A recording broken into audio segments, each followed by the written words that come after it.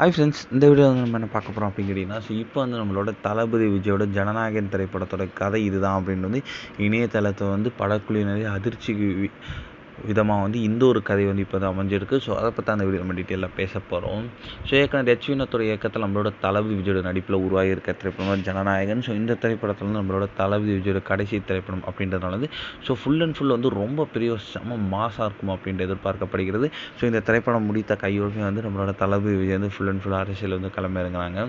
So இந்த திரைப்படத்தில் தளபதி விஜய் கூட சேர்ந்து ஒரு பூஜா ஹெக்டே, மமிதா பைஜோ, பிரியாமணி, பாபி தயாள், நரேன் இந்த மாதிரி வந்து ஏகப்பட்ட கதாபாத்திரங்கள் இந்த திரைப்படத்தில் ரொம்ப ரொம்ப முக்கியமான ரோலில் நடிக்கிறாங்க.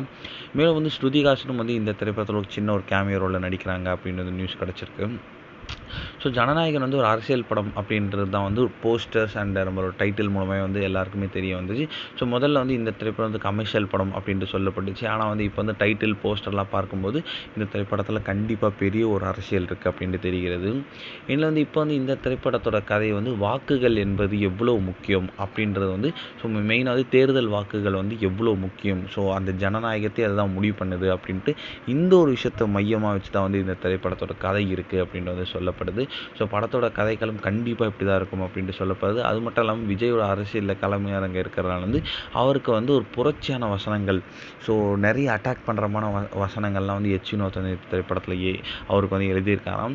ஸோ இது வந்து எல்லாமே வந்து அஃபிஷியல் நியூஸ் அப்படின்ட்டு சொல்கிறாங்க. ஸோ கண்டிப்பாக இந்த ஒரு விஷயம்லாம் வந்து ஸோ நம்மளோட தளபதி விஜய் எலெக்ஷனுக்கு முன்னாடி இந்த திரைப்படம் வந்து ரிலீஸ் ஆகி இப்படி ஒரு விஷயங்கள்லாம் அமைஞ்சிருந்தால் கண்டிப்பாக வந்து பெரிய பெரிய தமிழகத்தில் பெரிய ஒரு நியூஸாக இருக்கும்.